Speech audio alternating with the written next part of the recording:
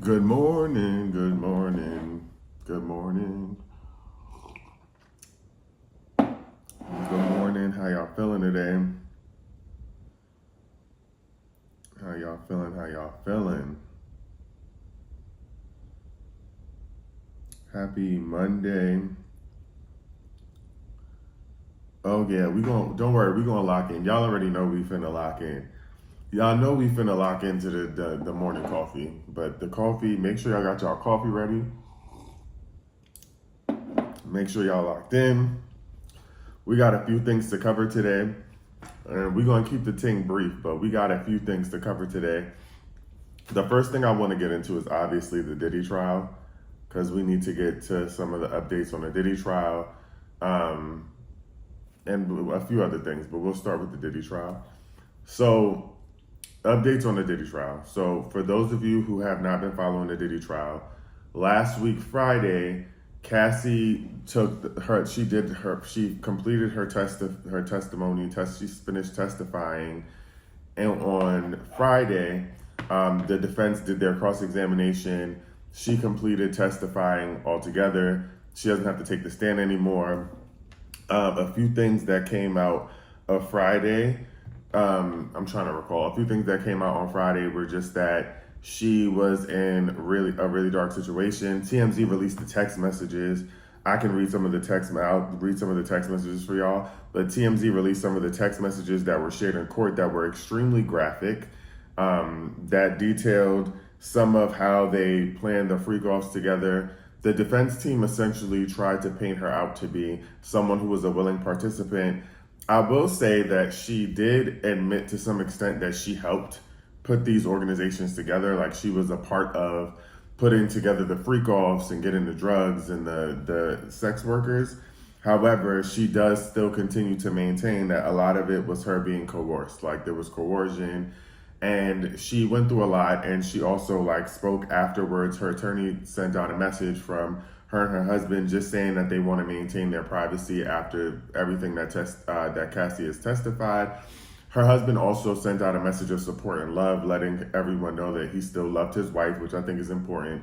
Because after hearing some of those graphic details, I think people were left to make assumptions about their relationship and how he would feel. And he made it very clear, I'm standing 10 toes down behind my wife and the mother of my kids. And so they said that essentially that, that they're going to be standing together. I'm going to get to the Aubrey O'Day piece in a second, because I see people in the comment section. So what is unclear online, if you go to look up online, it says that Aubrey was originally subpoenaed. It tells you that she was subpoenaed. She then made a statement on Friday saying that she was deciding not to testify, that she was not. So it's unclear about whether or not she was actually subpoenaed. It seems like she was not, but the original information that was shared was that she was subpoenaed and supposed to show up to testify. What I will also say is that even if she wasn't subpoenaed, even if they offered her the option to testify, I still think it's strange that she is not testifying in the case, given the fact that Dawn is taking a stand, given the fact that Cassie is taking a stand, and the fact that Aubrey has been the most vocal this entire time about her situations or her issues with Diddy. I will also say that I think that it's weird, because a lot of people were also speculating that she was going to take the stand, because she showed up in New York the same time that Dawn did on Friday. And they're saying and then for her to then use it as a publicity moment to say that she's not testifying, she's here for pleasure, like leisure, she's just visiting. I think that that's strange. I think that it's a little weird about the fact that you would even show up in New York at a time like this if you're not going to testify. She knows that. So Aubrey knows that her name is significantly tied to Diddy. She knows that the only reason that we know her is because of Danity Kane. And so for you to show up in New York at a moment like this and be taking interviews, that lets me know that there's a level of this that I'm like, how much, and this is just me speculating, but how much of this is that you actually want him to be taken down versus you still trying to be relevant. That's just my personal opinion, because I think it's weird that you would show up in New York at a time like this and then play clueless when people are asking you about whether or not you are supposed to be testifying.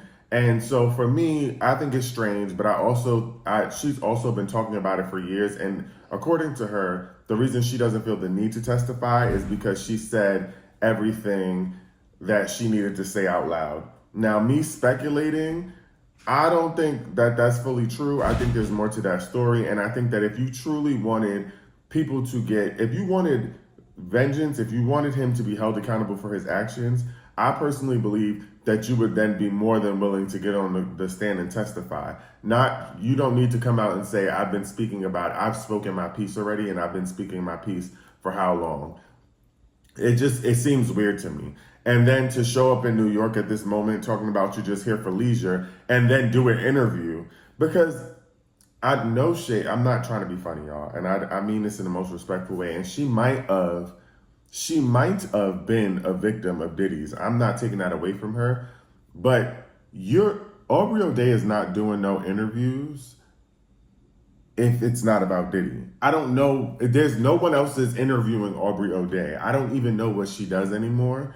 I think she did a episode of Baddies one time. I don't want to be funny, but you're doing interviews, you're showing up to New York. If it's not about Diddy, I don't know what it would be about. I don't know if she makes new music, and maybe that's just my gap in knowledge. But I do think that it's weird that she showed up to New York, ironically, took a random interview just to tell us that she's not taking a stand in the Diddy trial, and did all of that while Diddy was going to be on trial. Very strange behavior. And she did at some point say that he paid her, he offered her hush money. So she said a few things. She said that he offered her the royalties to her music at some point, and she did say at some point that he offered her hush money. Now, she also says that the royalties for the music, many people have said that, right before he went to jail, he was offering people their royalties, but the reason that they didn't take it is because it wasn't worth anything. Them owning their music at this point doesn't mean anything, and it's probably because the music is so outdated. What are you going to do with that money? But they essentially were saying that a lot of them, he offered the royalties or he offered them ownership of their song, but it was too late. It wasn't really worth anything. And that she did say that he offered her hush money, but she didn't take it. I don't know whether or not I believe that. I think that there's a world in which he probably offered her more hush money. And the thing about this is, no shade, but a white woman go a white woman. And so she might have been like, listen, I won't take the stand if you give me X amount of money. And she probably did her negotiating and is probably living a lavish life with the money that he gave her. But something to me doesn't seem right about that situation. And it also doesn't seem right to me that you're showing up to New York right now and using this moment to take interviews with people randomly, and then letting us know that you're not going to testify because you feel like you said everything you needed to say. We need you to say it in a court of law. You doing interviews and coming to the internet and telling us all these things that you know about Diddy is not useful in getting him indicted. If you truly believe that he's the horrible person that you say he is, you need to get on the stand and say it in a court of law so they can document it and use it against him. But right now what's happening is you're coming to the internet, and yes, the people's court, I guess, matters in terms of our opinion, but it's not going to do much in terms of getting him indicted. So I just think that's weird, and I think that's a strange move to make. We need you to go into a court and use your mouth to tell people what actually happened so that it can be on file and they can use it to continue to build a case against him, because the prosecution can't use your interviews to build a case against somebody. That is why people are taking the stand. So that's my personal opinion on Aubrey O'Day. I think that that's strange. Now with Dawn testified on Friday. In the first part of her testimony, she stated that she didn't get to testify long because she only took the stand for a short amount of time because Cassie took up most of the day on Friday. So she essentially got on the stand, and what she was able to testify to at that moment was that she saw in her first, I guess they were all in a house together. In her first time, I guess she saw him harming Cassie. Cassie was making her breakfast. She wasn't making it fast enough, according to Diddy. Diddy took up the frying pan with the eggs in it and swung it at Cassie. Cassie must have ducked, I think, and it missed her. And then she curled up in a fetal position on the floor to protect herself as he kicked her in the head. This is what Dawn testified. Dawn also then testified that Diddy later that night came to her and said that she was to keep her mouth shut about this. We're back. So that's essentially what Dawn said on the stand on Friday. And basically, they wanted to show, they're trying to prove that he threatened her. Like, she said, oh, if you say anything, that this is how people go missing. And so she said that was essentially what, now I think I got a concussion. Sorry about that, y'all. But she essentially said that was her experience when she first started working with Diddy, but she didn't get to share much more. Now, what's important to know about her testimony so far and what the defense team is trying to do is the defense team also on Friday, so if y'all don't know about this, in September of 2024, Dawn filed a civil lawsuit. So there is the criminal case that is going on in court with Diddy right now, which is what he's on trial for, which is all of the different trafficking and racketeering, drug charges, all of that. And then she filed a civil lawsuit against him for her experience. On Friday, when she took the stand, Diddy's defense team then also tried to get her civil lawsuit dismissed. And they're arguing that she has a lack of credibility. So they're currently saying that everything she's saying on the stand shouldn't make sense, that she's essentially trying to use this moment that everybody's using to attack Diddy because she sees that it's in the public right now, and that this is just her moment, her time for her to try to like join the bandwagon of like get rid of Diddy people. And so they're trying to get that dismissed, but the judge was saying that this was ridiculous because they knew she was going to take the stand. You can't just put somebody on the stand randomly. They agreed for her to take the stand. But I think what they're trying to do is paint a picture of people not being credible. So they're trying to get rid of credibility for the people who are taking a stand. And one of the ways to do that is to say that she's not reliable. And if you dismiss her civil lawsuit, which is probably going to be very similar to her testimony, they're trying to dismiss any credibility that she has, because remember, it's their job to create reasonable doubt, right? So if you can't trust her, I think they let her take the stand because they wanted to try to publicly say that she's not credible, so that way people could start to believe that many of the people who are coming forward are not credible. So she's supposed to take the stand again today.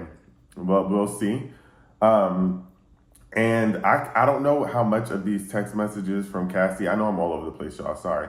I don't know how much of these text messages from Cassie I can read without getting like banned or silenced or muted, whatever it is. But they were pretty graphic. Like TMZ released the text messages, and I will say that they were pretty graphic. And there's like, if you read the text messages between the two of them, it's hard. I understand what the defense is trying to do, because if you were someone who didn't know the context of Diddy and you were just reading the text messages, you may think that this was like a mutually beneficial relationship because of the way that it's painted. But you could also see how she was coerced through these text messages. And it was just strange. But Diddy, let's see how the vocals going. They're going good, blah, blah, blah. There was a lot of times where Diddy would say, like, they would be asking each other, how's your day? And then, like, in one message, Diddy says, I'm good, sick, need you to go to the doc. And she says, yeah, we did a lot. And he says, what do you mean? And she says, a lot of, it looks like the D word, and a lot of partying. Or no, the D word, drugs, and a lot of partying. And then he said, so you feel sick? I'm sorry. She said, why are you sorry? Then she said, okay, I'm finishing up everything. And then he was like, I want to talk if you have 20 minutes, talking about going to Europe next Friday. was trying to talk to you about it, changed up energy. It was like a lot of like piecemealing text messages. I'm not gonna lie, I don't understand what they were talking about. And then there was a lot of talk about schedules. She talked about loving him and making music. There was also a text message in here where they talked about getting the Madonna, right, which is essentially a drug. And then you see her talking about her planning the freak off. So essentially, like, she's planning it, she's getting all the stuff together. And then they talk explicitly about exchanging or talking about like what they want to do to each other, which was really graphic, and I'm not going to go down there. It also is kind of gross. And then you see that she was registering them for swingers clubs. And then he would ask her things like, "Are you ready for tonight?" And she would say yes. And then, "Do you have all you need?" And then you could see him getting frustrated in some of the text messages because he said, "Do you have all you need?" And then he'll say, "Man, you had all day. It's always something." Sounds like she didn't get what he needed in time. And then in another text message, he said, "Answer the question, what am I doing?" And then, what am I doing disrespectful? And then it's just like a lot of, she talks about side pieces and him having side pieces and how she doesn't want to be a side piece. And then it was a lot of, "Do you want to talk?" But I think that they weren't texting as much. There was a text message in here where she said that she told Beyonce not to come. Now, following the thread, it's unclear about what she told Beyonce not to come to, but she told Beyonce not to come to something, and it sounds like they were setting up a freak off. And then there was a lot of conversations about them going to the doctor because something happened. And then I think the point of the text messages was also to show that he was organizing a drug ring. Because a lot of times in these text messages, he's telling her to call somebody to try to get the stuff for the freak offs. And they're talking about drugs, right? And then she said, told Beyonce not to come, go in the shower, the door's open. And then, let me see. And some of it was like them telling each other they love them. And then a lot of it was just graphic text messages about what they wanted to do to each other. But I think the point of it was that the reason that the text messages were so important to the prosecution is because what it did show was that they were both getting sex workers, which is a part of sex trafficking, and that there was drugs involved, and that they were getting they were having the drugs delivered because they said that he's a part of a large trafficking and drug organization. Now, Beyonce, it's not clear why her name is in the text messages, but for whatever reason, that day she told her not to come. So that's all we have for now. Dawn is supposed to be on the stand today, but they also said that the judge was going to talk to both attorneys, both sides of the attorneys, to decide to ask why she wouldn't take the stand when they already knew that she took the stand. So we shall see, but nothing has come of Beyonce, just to put that out there, other than her name being in the text messages. So that's so far on the Diddy trial. I will continue to keep you all updated. Make sure you're following my YouTube, because that's where I'm really keeping all the updates and where I can speak more freely. So make sure you're following my YouTube. The link is in the bio to get more details. Now, I'm going to quickly touch on Tory Lanez and what has been happening with Tory Lanez. So Tory Lanez's people have been speaking out and talking to us about why they believe he's innocent. I'm going to play, hold on. This is a quick interview that happened on, I think it was Fox 5, but they drop a bombshell claiming that Tory was railroaded by his ex-DA. He is currently recovering after being stabbed in prison. The attack occurred after the New York Post made contact with Megan Thee Stallion's team regarding the op-ed that I was working on with them, and Lanez was then stabbed days later. But his representatives claims that Megan's ex-best friend, Kelsey Harris, is the one responsible for the shooting. Now, I've been looking into this case for almost 6 months now. I immediately learned that George Gascon, the George Soros-funded prosecutor, railroaded Tory Lanez. And I've been actively working on this, working on a story. And this has been something that has been quite a movement. I did a petition with the Caldwell Institute for Public Safety at caldwellinstitute.org, where artists like Drake has encouraged his more than 140 million followers to sign this petition. We put it up on Wednesday. We're at almost 300,000 signatures today that advocate for the governor of California to intervene on this and pardon him, because I believe he was really railroaded. I don't know his real name. I think it's Dayroom. I don't know. To Tory Dayroom Lanez. Listen, here's what I was saying. I made a video about this yesterday. Someone who is innocent doesn't need to be pardoned. Okay. Someone who is innocent does not need to be pardoned. Someone who is innocent would be acquitted. Someone who is innocent would have the charges against them dismissed. You get what I'm saying? Someone who is innocent would be exonerated. People do not get a pardon unless they're guilty. People get pardoned of the crime that they committed. You're essentially asking the governor to forgive you for the crime, not to say you're innocent. If you're innocent and there is evidence of you being innocent, the evidence is turned into a court. And in the court of law, they review the evidence. They make sure that it's actual evidence, because right now this is all hearsay. There's no real evidence. They give you the evidence, and then then they decide if there's a retrial, if the person should be exonerated, all of those things. He's asking for a pardon because he's not going to be proven innocent, and he never was. So everyone's screaming at the top of their lungs that this driver came out with this new evidence. And the evidence is word of mouth. Okay? The evidence is word of mouth. The evidence is the driver saying that he heard Kelsey having a conversation. That is not evidence. No evidence have been submitted to the court of law. There's no evidence. Okay. So for me, it's like, I think y'all need to sit this one out. And I also think that y'all are so ready to run to any defense of any man that has caused violence against women that y'all don't care about the actual facts. Y'all just want to say anything. And the other thing is that he's saying that the prosecution railroaded Tory Lanez in the case. Don't you understand? The prosecution's job is to essentially make you look guilty. That is that they're working against you. Your defense team is supposed to make you look innocent. How does someone railroad you when it's their job to prove that you're guilty? Is y'all cool? Are y'all okay?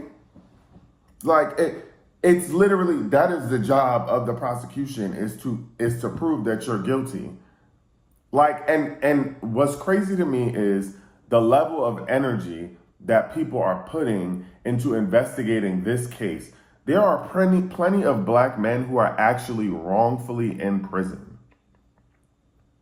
I want to be crystal clear. There are plenty of black men who are in prison wrongfully for small crimes, for drug crimes, for things they didn't do. But y'all are putting this much effort into trying to get Tory Lanez out of jail? What other rationale could it be besides the idea that you don't think that black men should be accountable for hurting black women? Because this is such a low-level case for everybody. There's literally systemic racism and oppression happening on every level. And none of these people are focusing on how to resolve that, how to slow down the recidivism of black men in and out of jail, to work on undoing systems of biases, like not even trying to figure out how to undo poverty, but y'all are putting this much energy into Tory Dayroom Lanez, or whatever his name is.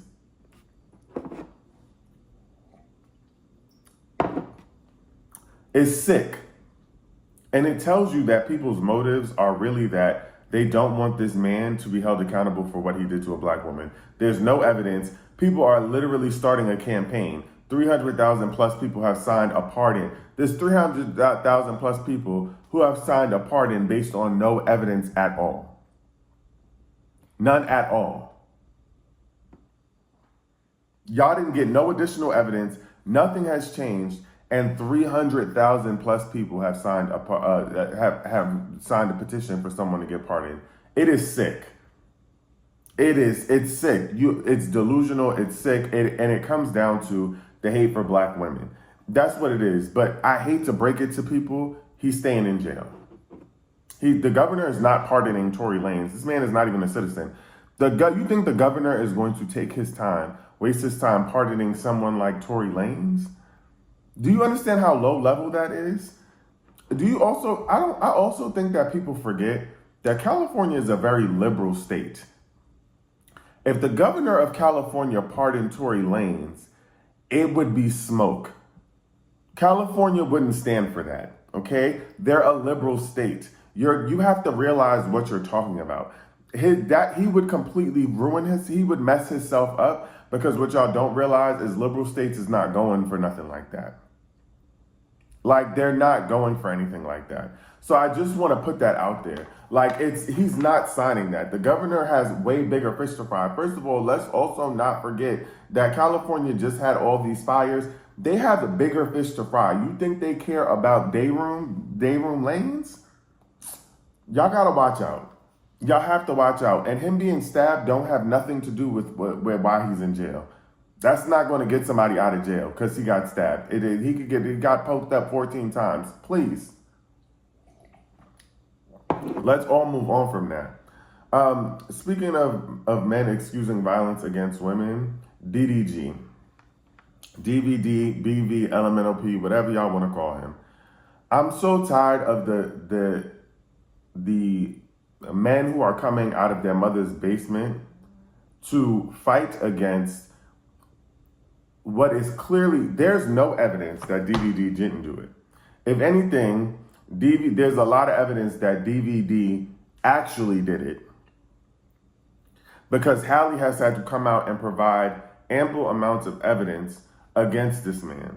So there's ample amount of evidence suggesting that he actually did it, from videos, from pictures, from text messages, all the things. And still people are saying that she's a liar and she's a bitter baby mama.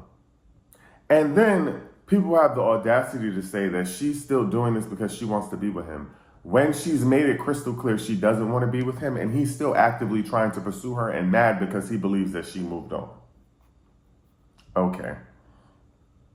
I also want to say that y'all don't realize that it's actually really hard for people to get a order of protection, much less for people to get sole custody of a child, even temporarily.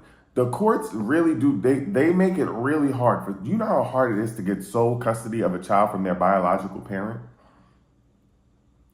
The fact that they were able to give her sole custody and the restraining order just lets you know how bad whatever evidence she has actually is. They would never allow anything like that. So that in and of itself was enough proof for us to use our rational brains, for us to think and say, damn, the evidence must be damning.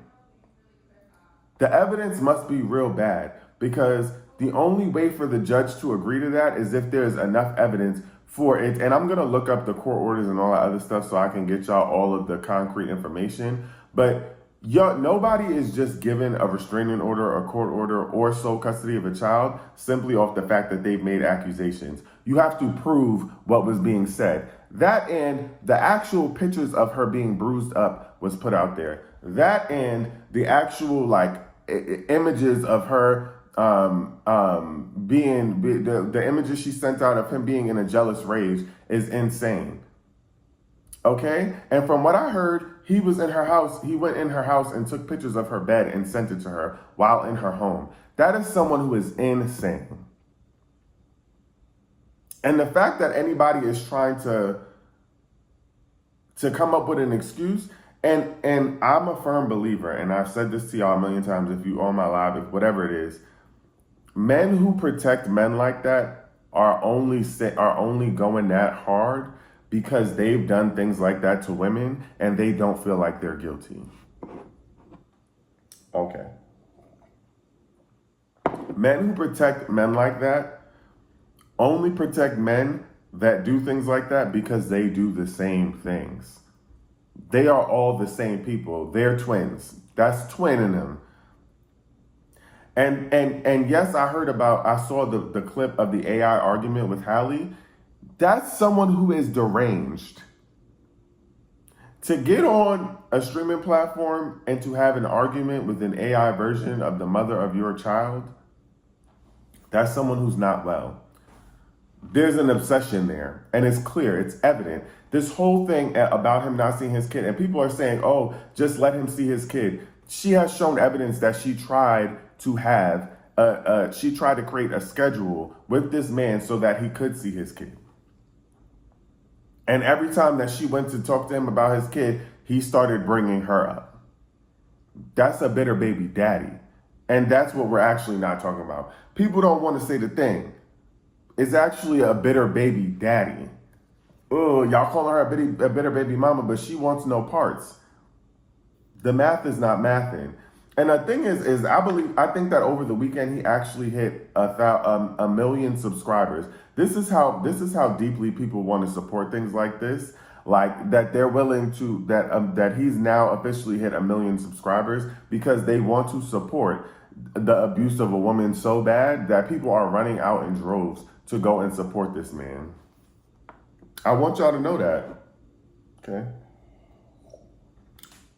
I that's truly what it comes down to. People want to support him so bad. There's men on the internet crying.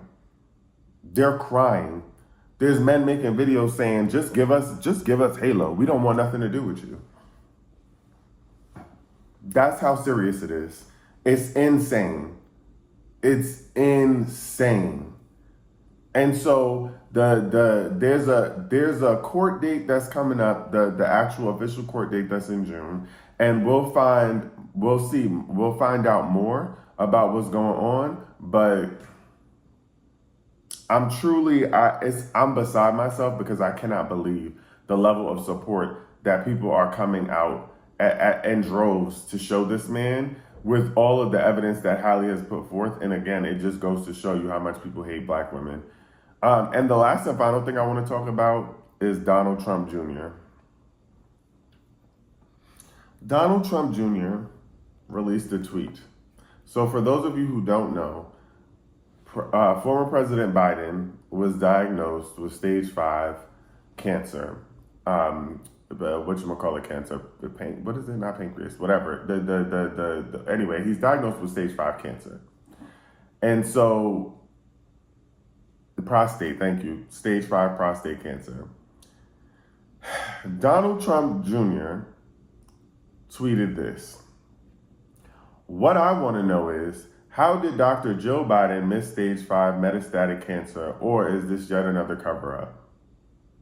Now, my prayers go out to Joe Biden, and to Joe Biden's family, because that's really scary, and cancer is not something to play with. But Donald Trump Jr. said, what I want to know is, how did Dr. Joe Biden miss stage 5 metastatic cancer, or is this yet another cover-up? Joe Biden is an education doctor, is a doctor of education. Joe Biden's wife, Joe Biden, is a doctor of education.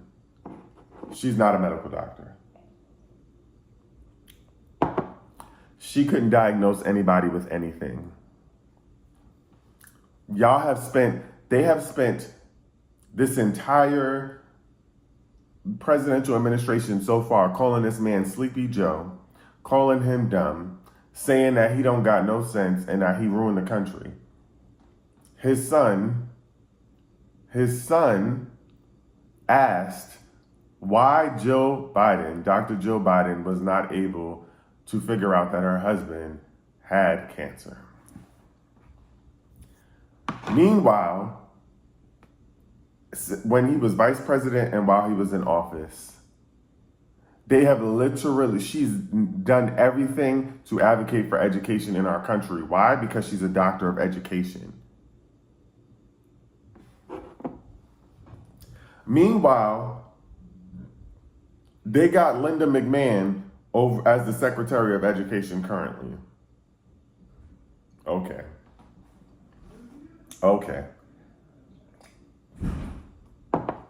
Insane, blasphemy, absurd, beyond me. But this is what we're paying. This is where our tax dollars are going to making sure that these people stay in office and they got put. It's insane. It's absurd. And also, what would make you do this right now when you see that their family is going through it? But what would make you tweet that at this moment when you can clearly see that their family is dealing with him having cancer? I also want to say that Donald Trump tweeting out that him and Melania send their love and their prayers feels extremely disingenuous, because all you do is talk bad about that man every day. That's all you do. All you do is talk bad about that man every single day. So now you and Jill sending your love, like, please, be so serious.